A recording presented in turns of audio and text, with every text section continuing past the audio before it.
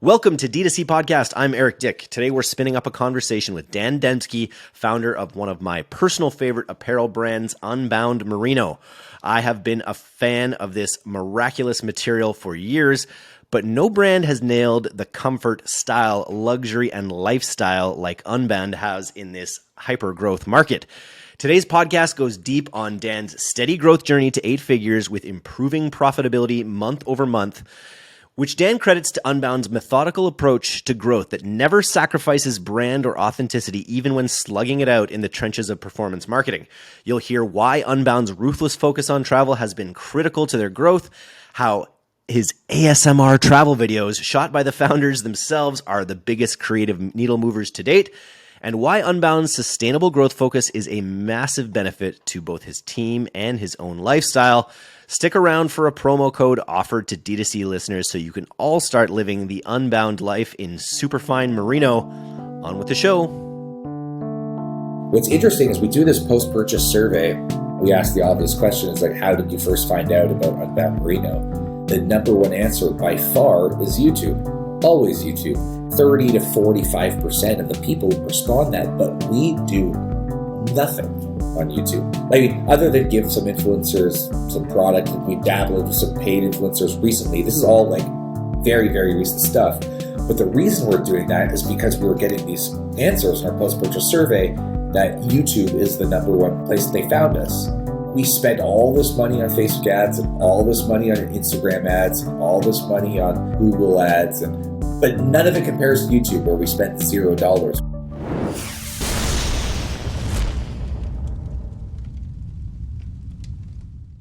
Dan, welcome to the D2C Podcast. I just got to start by saying the merino wool t-shirts that you make are the best merino wool t-shirts I have ever experienced. As people on this podcast maybe have heard me say, like, I am a nut about merino as a fabric. It's antimicrobial. It feels so good. It washes up. It lays so great on your body. So first of all, thanks for building such an amazing brand, for building the superior clothing company. It's like my favorite clothing company in the world right now. Why did you build merino? Why did you build Unbound Merino? Well, I was a fan of the fabric in the same way that you were, and I was traveling a lot. And, I discovered merino wool from a Reddit post where I was trying to figure out, how do you travel for a long period of time with just a carry-on? I'm sure it could be done. And then I discovered someone who posted, it's like, well, when I travel, I wear merino wool t-shirts because they're antibacterial, they're odor resistant. So I pack 2 or 3 t-shirts instead of packing 10 to 15 t-shirts for a long haul trip, and I don't need to wash them and they stay clean and fresh. It's like, wool. I didn't know wool could be a t-shirt. So I bought a few. I went looking to different stores and trying to find merino wool t-shirts, and I found some. And I fell in love with the material because it performed as promised. It was amazing stuff. But the stuff I was finding was made for people that were going on camping trips, maybe some active kind of stuff. I felt like I should be going on a trip with holding a canoe over my head and setting up a tent somewhere. But that's not where I was going. I was in Hong Kong. I was at a really cool cocktail bar, and I remember feeling out of place. And I felt out of place because I was wearing this sort of boxy t-shirt with a reflective logo on it. And I thought, well, there has to be a nicer fitting merino wool t-shirt out there that's a little bit more versatile. And I looked, and I just couldn't find anything. And I thought, man, there must be more people like me that would benefit from having a tool like this to help them travel light and still be able to go out for that nice dinner, but also out for that hike and have that versatility. And I just couldn't find it. And I'm just like, I should just do it. There has to be people like me. So, the problem is at the time I had another business. I didn't have any capital, didn't have any extra money on to fund this thing. I didn't have any energy or time, but I had the desire to do it. So we decided to do a crowdfunding campaign, and we did that on account of it would validate the idea, it would give us the funds to start the business, but also, if it didn't work, at least I tried. And the worst case scenario is I'd have a bunch of prototypes of the shirt that I wanted to exist anyway. So it was like, I can have a box of the shirt I want, or I can have my dream business. It feels like a win-win situation. So we did the crowdfunding campaign. We tried to sell $30,000 in pre-sales, but we did $400,000 in that first month. And then that was all I needed to see. So I'm like, this this works. We found product market fit. I left my other business. I gave it to my business partner. I said, I got to pursue this idea.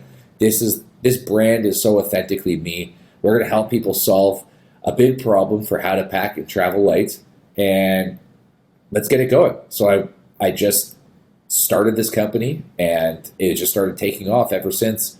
And now we're selling in over 100 countries. That's so badass. I want to go back to the beginning there. First of all, did you start with the t-shirt? Because I know apparel, you have a lot of different clothes now. You got pants, you got men's, you got women's. Did you start with the essential tee as your first product?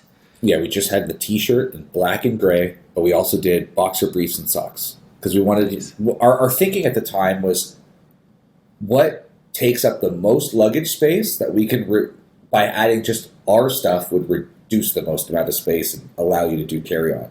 So, pants, they take up a bit of space, but you don't pack tons of pairs of pants when you travel. You might bring a couple. So, that's not the big problem. The problem was shirts, socks, and underwear. So how can you utilize merino wool to reduce that? So that was our MVP product, so to speak.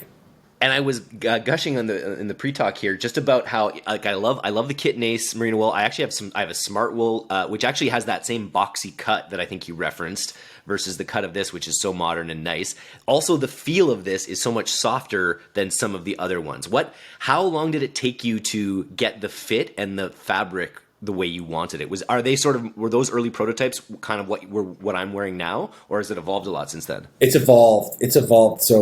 So for starters, before we even got to market, we were working on it for a year and a half, and that was the back and forth with the manufacturers. And our first version of our shirt was quite good, but little details that there had some issues. Like the logo would rub off, and we had a little bit of pilling on the first. Merino wool naturally could pill, but it was just really bad in our first version of our shirt. So over time, we iterated probably, I would say, at least 12 to 15 times to get to the version that we have now.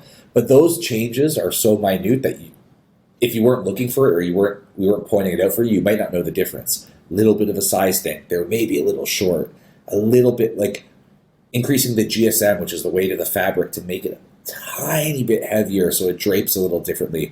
We sort of just tinker. And because we don't have a ton of SKUs, like a lot of clothing brands do, we're able to just focus on our core products and really, really dial it in. So us iterating on our t-shirt now is never out of the question. It's not like we feel like, oh, we've achieved perfection. We're always looking, can it be better? Can it be better? And that's sort of what allows us to sort of really, really hone in on making a product that people love. It's because, there's a beer here in Toronto where I am called Steam Whistle, which I don't think is that great. It's okay. It's okay beer. But Good they branding. have great branding, and their slogan is do one thing and do it really well. And that's all they make is a Pilsner. Now, whether or not you think they do it very well is, for the drinker to decide. But I love that thinking. It's less but better and really, really focus. And that's kind of how we try to focus as a company. Not to have a ton of stuff, but to have the essential pieces, the classic times pieces that help people travel, and have the versatility to mix and match and have an expansive wardrobe with less stuff. And we really just hone in on those products. I've, come to merino wool just out of being working at home, wanting to be comfortable, wanting to, wear the same thing I wore yesterday quite often. And the idea of having it tied to travel was actually oh yeah, of course it's also good for travel. But I kind of came to the brand even before we met, actually, just discovering it for lifestyle. I'm curious, how much does the brand still, being such a good lifestyle brand at this point, how much does it still lean on the travel angle as a main driver for sales? And my second question was that massively affected during the pandemic? Yeah, so we built this brand entirely on focusing on travel. And there are a lot of people who advise us, that's not a good idea. It's so narrow. Why narrow when you can be... Everyone needs clothing, but not everyone needs clothing for travel all the time. But I actually don't remember exactly what caused us to say, no, we're not going to listen. We're making this a travel product. But we decided we wanted to narrow our niche, focus a little bit more on something, because then we could at least communicate really, really effectively in that sphere, in that sandbox in which we were playing in.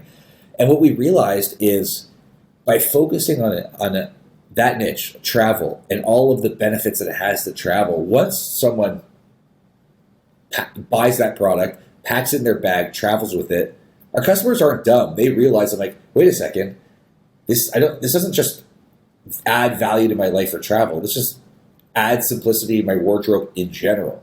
So we kind of just let them figure it out for themselves, which they all do.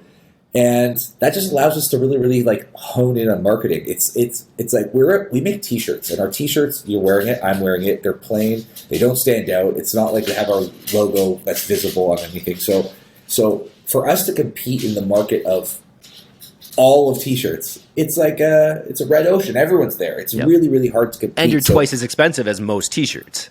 Yeah, even more. Right? It's expensive because it's a pricey product.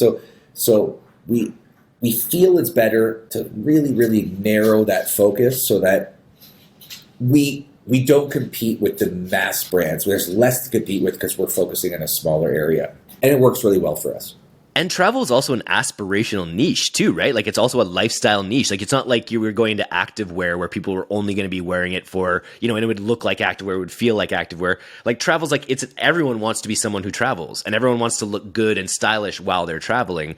So it doesn't seem like it's not a niche that limits you in a way, right? Because it's like you can get them in on that angle. It's funny, we actually just did a call with the Meta small, medium, and business team. And we were talking about the thing we call the pilot method on the Pilot House side, which is how you really want to focus on those angles. Find all the different angles about your product, whether it's the softness, the space saving aspect of it, and you really do need to have that differentiator, that angle into the market to like hook people. But I think that's a great point that like once they're in there, they just figure out like, why would I put on this shirt when this other one just feels so better, no matter if I'm traveling or not. Yeah, exactly. And when I was traveling, I met this guy and we got to talking, and he asked what I do, and I said I have a clothing brand. We make clothing for travel. And I told him what he asked what the brand was, and he said, Get out of here. You're the Unbound guy? I love Unbound. He said something that resonated so deeply with me. That was a cool experience. That's happened to me only a few times, where I meet someone in the wild who's a big fan. But he said, like, I've been on the road traveling for 4 or 5 months, and I use Unbound. It's almost like my work uniform. It's like, I always thought the old way of working was you put on your suit and you go to the office. He's like, the new way of working is you put on your Unbound and you go to your Airbnb or to the co-working space. And like, that's the coolest shit ever. Like, I want to use that for ads. And you're right. So there's like an aspirational aspect to travel that's about freedom, and it's about more than just clothing. And that's really what we try to preach in our communications through advertising. Is like, this is about freedom. It's about simplicity. It's about breaking free from the clutter. And that's what like it all ties to like the word Unbound. I love it. And it's like, it's funny. If you're looking for new angles to test, that work from home piece, it's like the opposite of travel in a way. It's like the boring side. You're not getting to travel to exotic countries. You're working at home, but like everyone has that Steve Jobs mentality in a way where you're like, not everyone, but I think a lot of people like that idea of a minimalist, super functional outfit that they can just kind of slip into and live their life where they don't have to think about it as much. I remember Steve Jobs would say about his turtleneck that was just one less thing he had to think about so that he could focus on these bigger ideas. So that's really cool that you caught. Have you tested that before in your marketing? Have you tested that angle in there?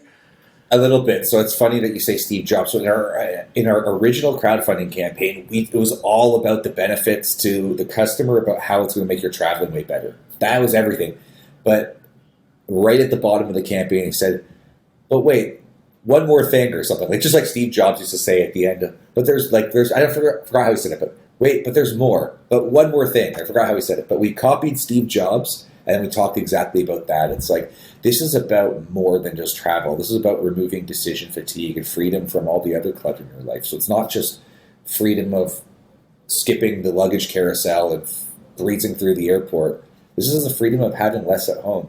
And I believe in that more strongly than any of the travel stuff. Like, it's kind of like the layers deeper. It gives so much more to you in terms of simplicity. Now, being in the clothing business, I get a lot of samples of our own products that are like new prototypes that I need to test. I also buy a lot of other brands' clothing to sort of see what's out there, see how they fit, see like what's interesting about these other up-and-coming brands or legacy brands. So I actually have a lot of clothing compared to the average man. not by choice, but by necessity. Yeah, it's a And write-off. sometimes it builds up, and it just causes me I can't stand it. But when I travel, and I travel a ton, I have just the stuff I need. And I go into my Airbnb or go into my hotel or wherever it is I'm staying, and I unpack all my stuff and I put it away in the closet, and I have just a few things. And it's the most freeing and awesome thing to just have less. I don't worry. I don't have to like stuff in my closet. I have everything laid out very simply and perfectly. I hang it back up at night, take it back off during the day. And people had that phase where they were into Marie Kondo and the whole decluttering thing. It's like, this is the ultimate form of decluttering, and it just feels amazing. Does it bring me joy? Yes, I'll keep it. Yeah.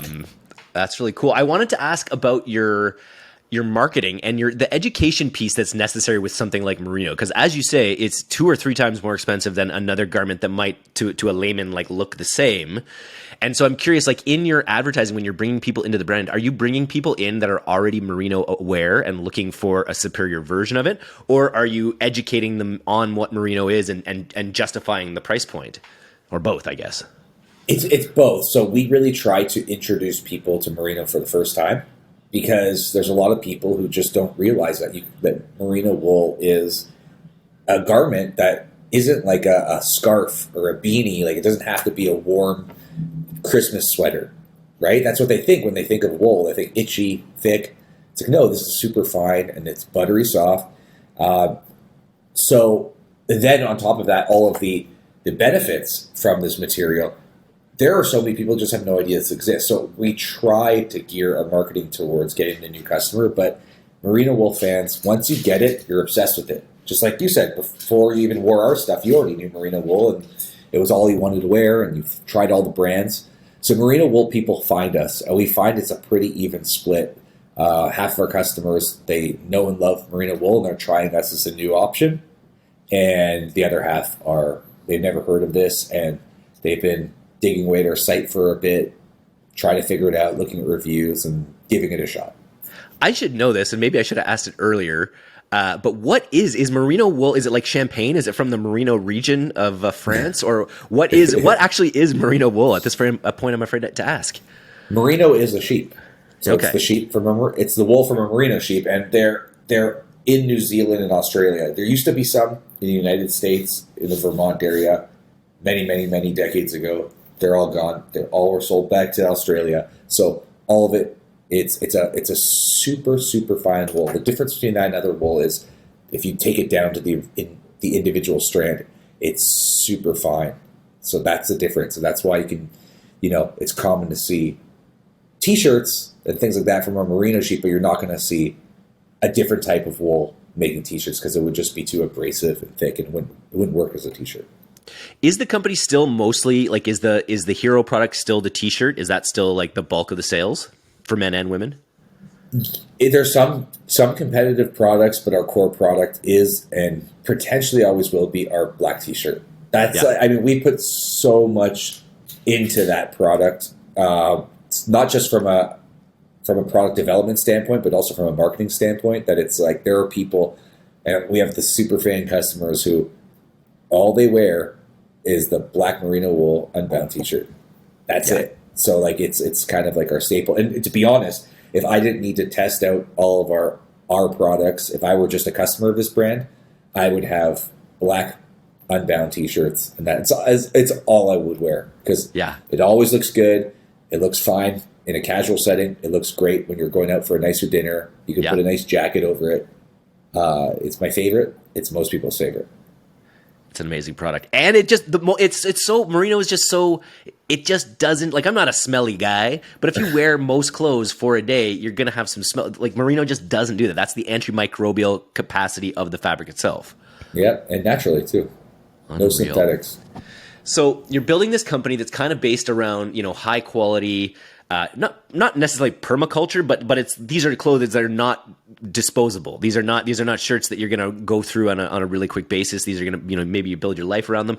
How has this informed how you're actually building your company when it comes to how you think about growth versus your team and your scale? How are you thinking about the company and growing this brand? at the core of it all, because I listen to your podcast, listen to a lot of, I read a lot about different DTC brands, and sometimes I hear some of these booming e-commerce entrepreneurs, and I'm in awe of how unbelievable their systems are, how smart they are, how brilliant they are at marketing. And sometimes I'm like, man, we're doing pretty well, but like, if I had this guy on my team, we'd be like 10 times bigger because these guys are crazy. Like, what is it about us that makes us perform so well? And the truth is, it's customer loyalty, because we obsess over the product quality. At the core, that is it. That's like, if people didn't come back, this business wouldn't sustain itself. But we have customers who come back. Sometimes I'll look at orders, I'll just see an orders coming in on Shopify, and I'll click into one, and it's that customer's 25th or 30th order. And I'm like, wow. And I see that all the time. We have people who have slowly transformed their entire wardrobe into Unbound. So at the crux of it, it's that. Of course, we do all the other DTC marketing stuff. We invest a lot in Facebook and Instagram advertising, and in our SEO and our Klaviyo email flows, and everything that we can do to sort of make the business function in a healthy manner from a marketing standpoint. But at the end of the day, product quality and a good customer experience, that's sort of it. And just bit by bit, it just grows. And then word of mouth allows it to grow even more exponentially. So this year, we're really seeing what feels like a bit of a hockey stick of exponentiality. But the funny thing is we didn't do anything different. We just kept chiseling away at improving the product over time, refining our marketing over time. And people just started talking about us more and more and more. But you find that once you hit a certain mass, and that word of mouth becomes a little bit more aggressive because there's more people talking about you at once. So if I had to distill it down to one thing, it's obsessing over product quality. That's what gives us legs. And that allows you, like, if you can bring a customer in at even break even or at profit, which with your price point you probably can, it just guarantees that the growth over time, because a good chunk of people are going to become obsessed with the product. Yeah. It's like, we know they're coming back. Sometimes it's astonishing how we see how our customers look at us, and I'll call them sometimes and talk to them, but they truly are loyal. And I find this, and we're entering the women's market now, so there's like some nuanced differences in that. But for a lot of our men customers, and that's what we built the business on, we've been around since 2017 on our Shopify store, but we only started with women's this year. But a lot of men and our men customers, once they find something that they like, they stop looking. They're not looking for a replacement. Like, I get my t-shirt from here, and they will stay with you for life until something changes, or they're wronged, or like by some fluke they found something else, but they're not actively looking. So you build something that people like, and they stick around. I'm already planning my next purchases. Like, I need a pair of these merino travel pants. I saw I was advising you on a couple products. The one was the collarless shirt that I think is I was saying I think everyone in the future will be not wearing collars, so you need a banded collar shirt. And I think pleated pants are coming back. I think you might need like a Reykjavik style pleated short dress pant. I feel like those, I have a pair of those, and they're like my favorite summer pants. You should just come work with us. You could be the new designer of men's. Dude, men's lead. I will just continually book a meeting with you if I can just keep getting product, because this could be a great deal. Super cool. What's next? And the one thing I wanted to call out was that you're experiencing this great growth this year. All of your teams are internal pretty much at this point, right? Like, you're actually doing your media buying in-house as well as your SEO and stuff? We have done our own media buying in-house until like literally just a few weeks ago.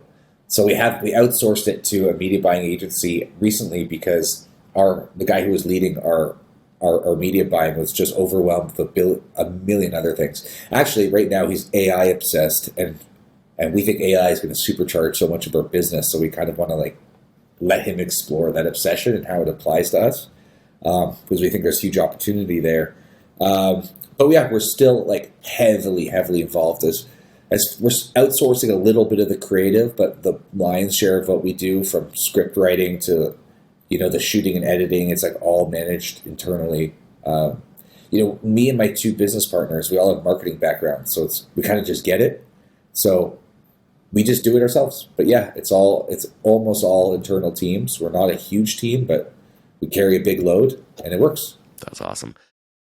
This episode is brought to you by Live Recover, an incredibly effective Shopify app that gives you access to an expert team of live agents who work on behalf of your brand to recover abandoned checkouts in real time. Live Recover is able to reach 6 times more potential customers than email or SMS automations because they have actual humans sending personally crafted messages to anyone who leaves their phone number at checkout. Live Recover doesn't conflict with your email and SMS tools like Klaviyo or Voyage SMS and can lift your top-line revenue by over 10%. Check them out and get a 30-day no-risk trial when you sign up at liverecover.com/DTC. What are you doing in the wholesale space? Or like, can you buy Unbound at any other stores at this point? Zero. Zero. And we have no immediate plans. For us, it's all direct to our customers. It's a big world out there, and we've found a knack for being able to find our customers. But part of why we're doing this, like the name Unbound, is not just about like the brand value that we have and what we give to the customer. I had a video production agency before, and I felt sort of like a prisoner to my clients. We had one client that was 30% of our entire revenue, and like anything they say goes. And they bullied us around, and I was working 16-hour days, 7 days a week. And when I wanted to start this product business, which I was sort of like trying to figure out what it was until this idea of Unbound came to be, we just built this company in a way where it will always cater to our individual freedom. We have a warehouse, we have an office we can work at, but no one is required to go there except for the people fulfilling the orders, because we fulfill our own orders. But we like going there. When we want to go there, we go there. But the business is designed to be run from laptops, so we can be wherever we want in the world. And that goes right down to our choice to not do wholesale, because I didn't want to have. We wanted to just have customers. We didn't want to have clients. I don't want to have a big wholesale order where we have to like treat them differently, and they're calling me like, when is this order coming in? Like we want to keep everything simple and live the Unbound lifestyle that permeates from the top to the bottom, from the left to the right of our company, right through to the value proposition to our customers. It's about freedom and simplicity. So on that note, we decided we don't want to do wholesale at all. It's just an easier, simpler life. Now, having said that, if we found a person that we could hire that lived and breathed wholesale, that could handle that, and I would never have to flex a muscle or put a finger on it at all, and we could expand our brand, we consider that. And it's a conversation that we're it's starting to consider. But we're very, very happy growing our business the way it is right now. And I'll say it, this is a lifestyle business. A lot of people look down on that. They're like, this is all about growth and taking in money and building the biggest brand in the world. It's not for us. We haven't taken $1 of investment money. We started this business with $1,500, and we love our freedom. I run this company with my two best friends. We travel together. We do our leadership planning meetings in surf towns, and we just love the way things are right now. We feel in our heart of hearts that we are living the good old days right now. So we don't want to mess it up by changing the system. And you mentioned you've got really great staff retention as well. How big is your team right now? And you mentioned that you have very low turnover with this sort of Unbound mentality as a whole company. Yeah, there's about 20 of us, and no one leaves. We treat, we're not a huge company, obviously, but for the roles that we have, we make sure to pay well above the industry standard. We want people to be happy. We give them autonomy so that they have a sense of purpose. We don't breathe over people's shoulders. Again, that also caters to we don't want to. I don't want to micromanage people. It sounds annoying for me. So we just give a lot of trust and a lot of autonomy, and we hire smart people that figure things out. And it's great. We just have a really, really good dynamic between the team, and people just don't leave.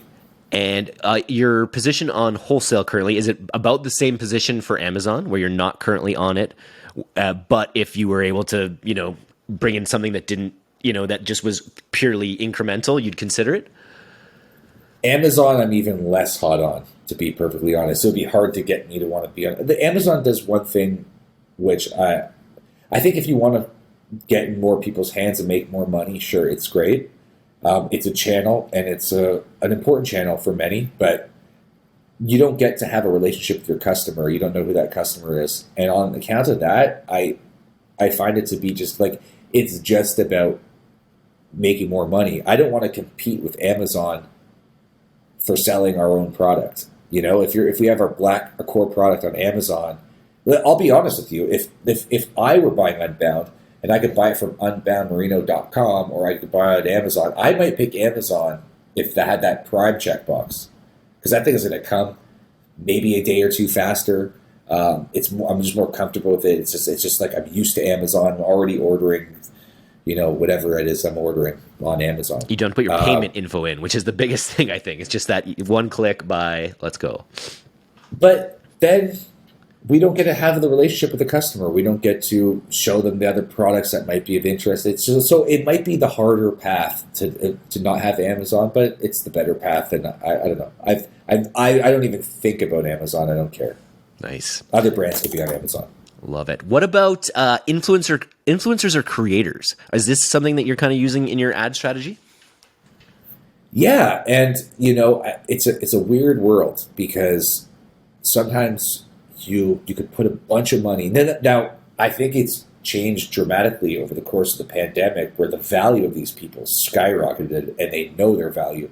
So you can pay an enormous sum of money for a creator, and then you have an affiliate code attached directly to that video or that post or whatever it is they did, and your cost to acquire a customer is like $1,000 because they're so expensive and they only drove a handful of sales.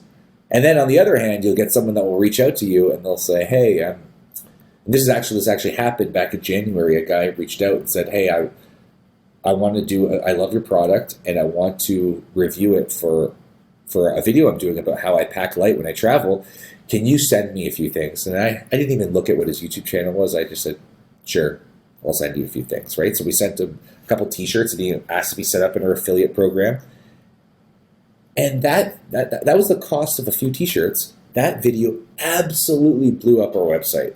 Our site traffic was triple what we were anticipating for the entire month of January, and it changed like our entire yearly projections because so many people discovered us through this video. So you could spend tens of thousands of dollars and get nothing, or you can spend a couple T-shirts and have something that's absolutely explosive.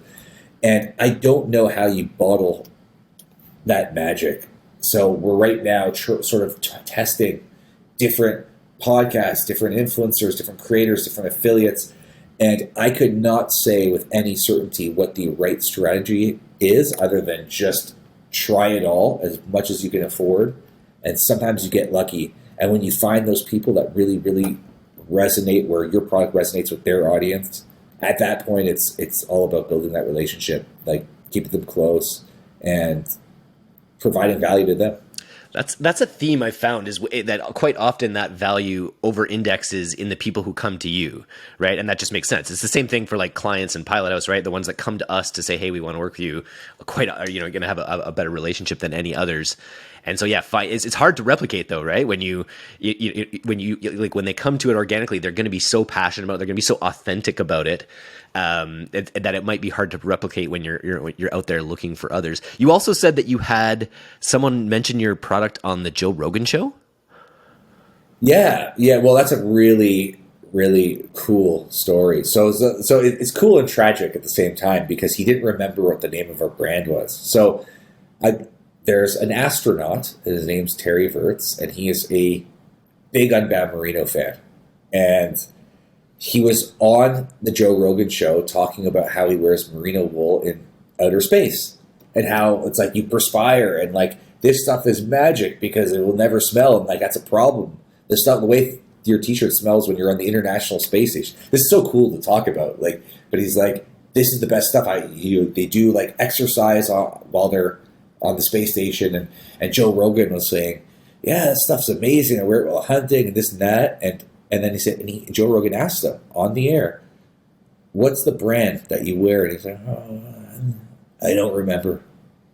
And I was like, oh, no, because that is, I mean, look, we're far from being able to afford being on the Joe Rogan show. Yeah. But that was like the coolest use case that you could ever have for merino wool. It was an astronaut talking about how awesome the fabric is while being in outer space on the Joe Rogan show. It was like the most sweet spot ad, but it just generically talked about merino wool. So you should send Joe some. You should just send Joe some stuff. I feel like he goes nuts about a lot of niche things. Was it like chimps? He loves talking about chimps.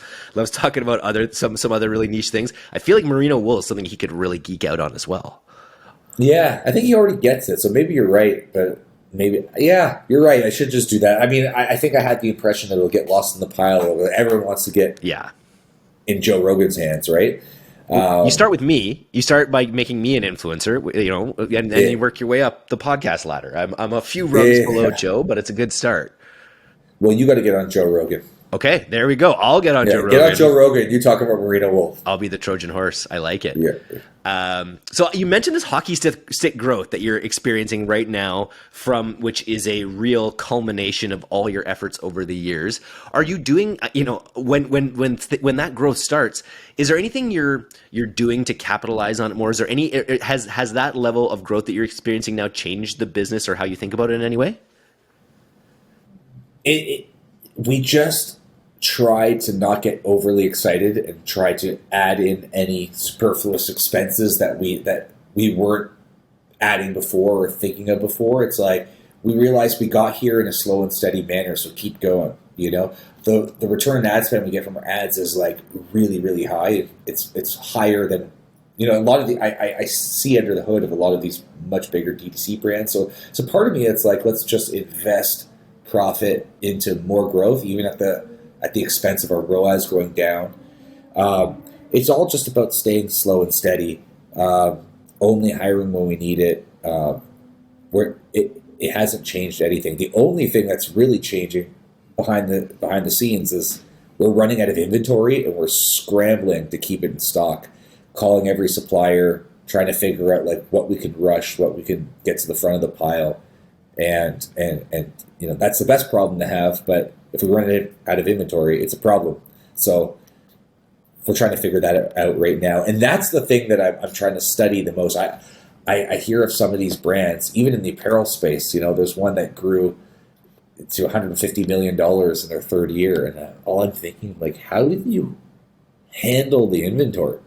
You geniuses. Like, I don't know what they do to handle that. And I would love to figure it out, but that's the challenge. That's the challenge with growth. When it's slow and steady, you can plan, you can figure it out. But when it's fast and rapid, you're like, we're screwed in a month. We got to figure this out. Are you talking about True Earth there? Or not True Earth, True Classic? They're one of them. Yeah. I listen to a few podcasts where they're on there, and then just like they're in the apparel space. They are performance marketing geniuses. I'm in awe of what they've been able to accomplish in such a short period of time as far as scaling goes. But to me, it's like it's almost like are they Super Saiyans? Are they Jedis? How do you manage that? Like are they flying into the factories and yelling at people? It's like, no, only make our stuff. Yeah. Like it's a challenge. They're doing it. It's unbelievable. Yeah, and I chatted with someone on their team. First of all, I'll see if I can just send an intro email because I think you'd just benefit a lot by having a chat with Ben, who is on the podcast, and I know he likes to chat with other that guy is brilliant. Apparel entrepreneurs. Another one from their team reached out who's in charge of their international expansion, and I just feel like they're one of those companies that are just like, they've expanded everywhere all at once, and I think your point is really well taken. Like, how do they actually manage all that growth on the back end? How do they fulfill that growth on the back end? So that's maybe something I'll bring up in my next podcast with them. Yeah, my guess is they're just stacked with an unbelievably diverse team of all incredibly smart people that are solving complicated things in unison. It's unbelievable. For us, we're slower and steadier. We have amazing growth this year, but it's like, again, we're not trying. We don't have stores. We don't have wholesale. We don't go on Amazon. We're not as omni-channel, and that's by design. That's a lifestyle choice. Other businesses run differently. I'm in awe of what they have been able to accomplish with the complexity of their business and how fast they scaled that complexity of their business. They don't do merino, so ultimately they can't be my favorite clothing brand. I wanted to ask, how much of your growth this year has come from your going into women's apparel versus men's? Is that market growing faster than the men's side grew? Well, we're trying to make sense of it. We have, it's under 20% of our entire business, but it hasn't even been a year. Yeah. Right. It's about 17% of our business is women's, but the women's market is much bigger. I'm like, well, what's it going to be next year? Is it going to be like 30% of our business? Because then it starts to get really, really interesting and serious. So we look at the 17%. Now, if you go on our website now, and it's May of 2023, it's quite thin what our offering is for women's. I mean, we don't have a lot. We've unpacked the men's market a lot more.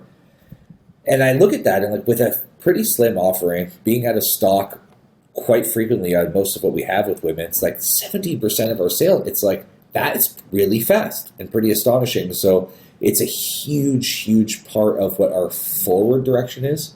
And it's been a pretty sizable part of the growth. But the hockey stick part of it is, I wouldn't say is the women's per se.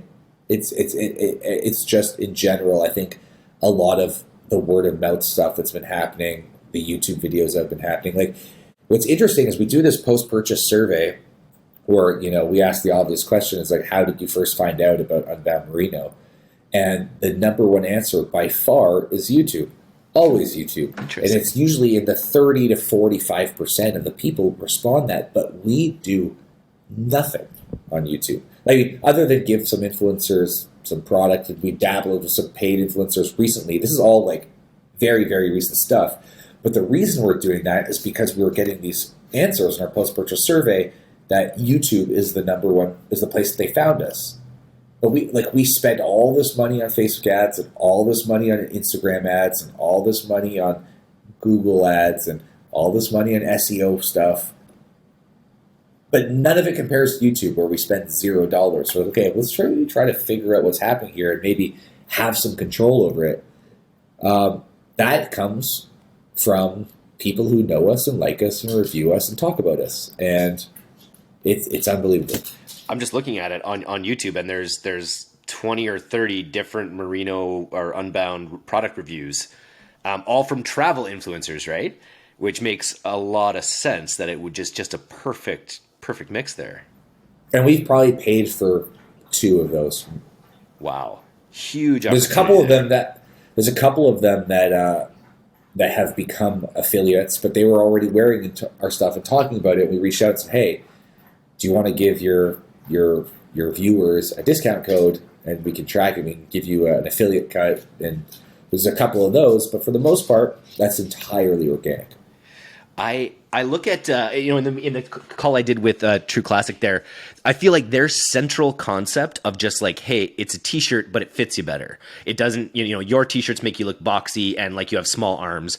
Our t-shirts fit right and feel good and make you feel good. That's all of their ads are funny little takes on men's conversations and women saying you look bad or you look good or whatever. That central concept.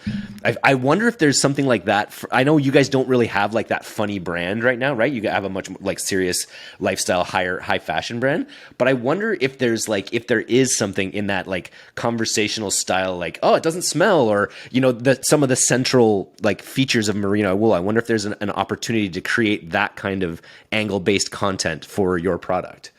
So this is the great debate that we have in our marketing department. Is there's the performance marketing, which is just crank out UGC and as much stuff and as many iterations with different hooks and different calls to action, and spread the walls out as far as what your creative approach is. Just do as much as you can, run as many ads as you can, and just scale.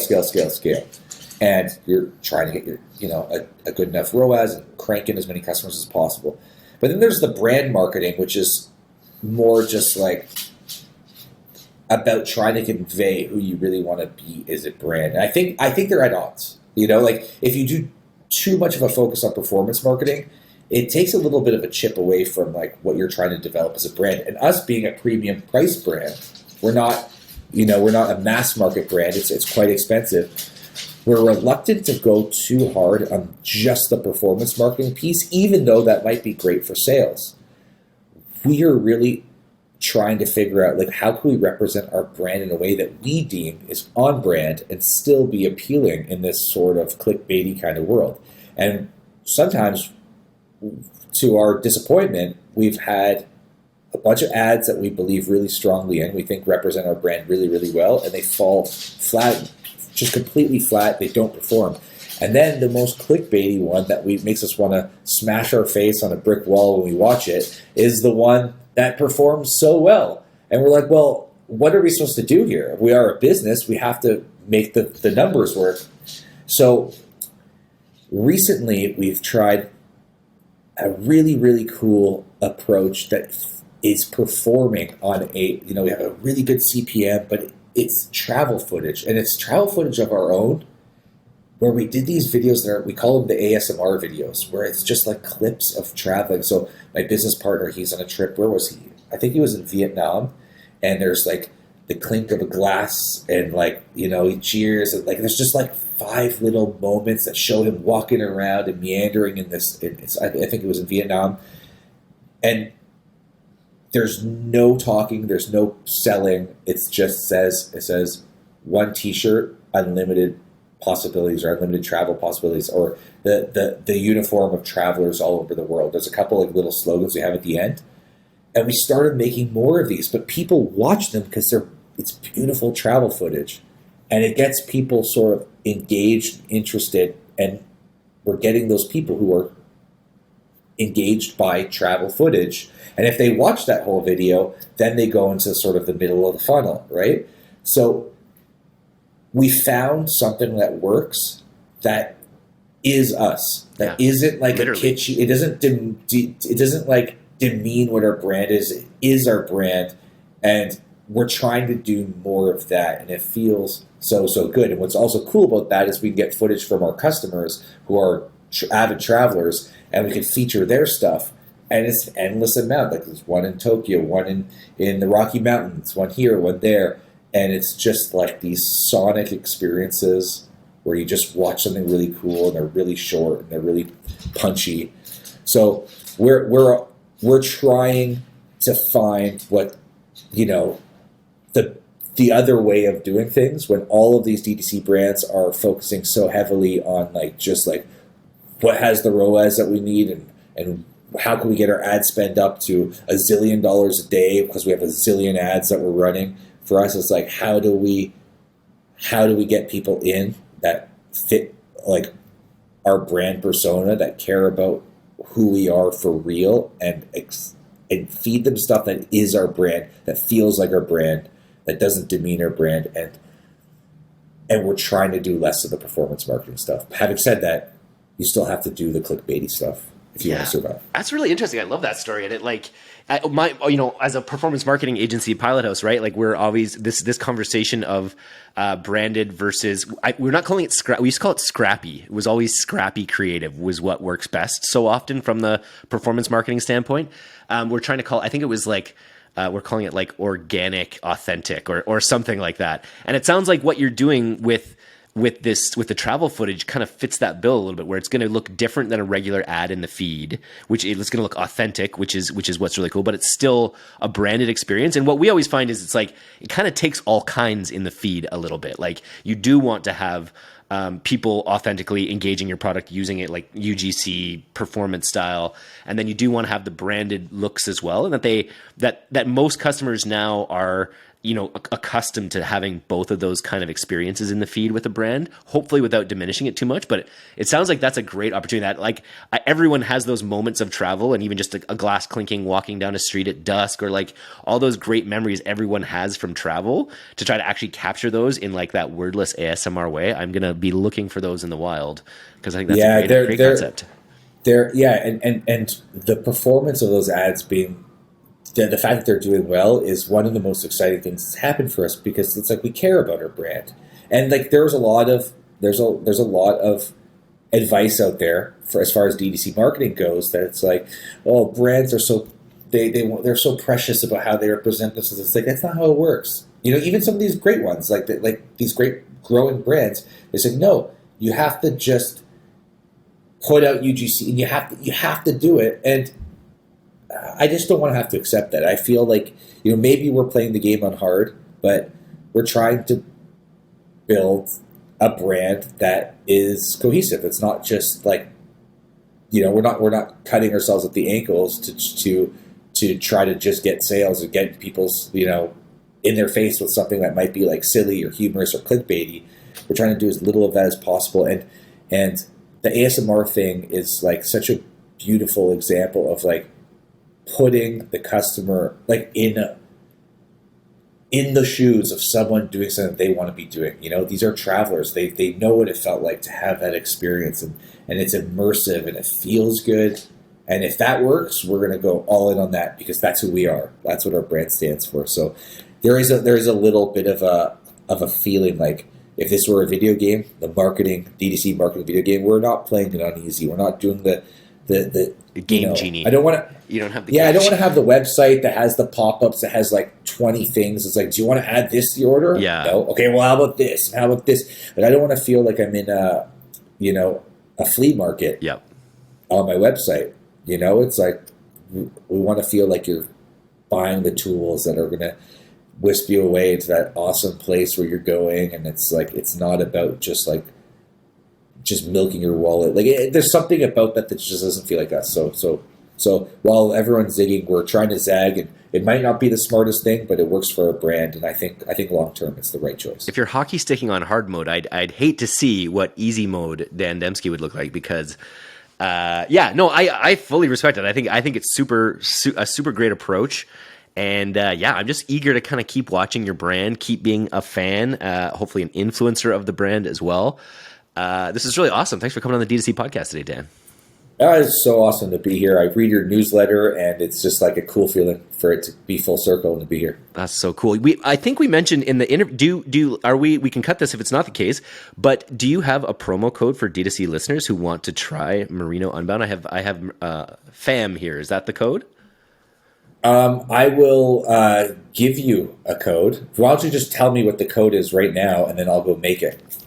Why don't we say DTC FAM? DTC FAM. I'm writing that down, and this code will be a code. There you go. Of course the code exists. DTC FAM. DTC FAM. Oh, fantastic. Well, I hope if anyone in the audience goes, and first of all, if you work at home, you just got to try one of these shirts for yourself. It's going to be worth it. It's going to become your favorite t-shirt. Message me, Eric at directtoconsumer.co, if you do this, and launch my career as an influencer marketing guru for Dan here, so that we can work our way up to Joe Rogan. We'll both end up on Joe Rogan. It'll be huge. That's awesome. Nice. Thanks, Dan. Thanks for having me.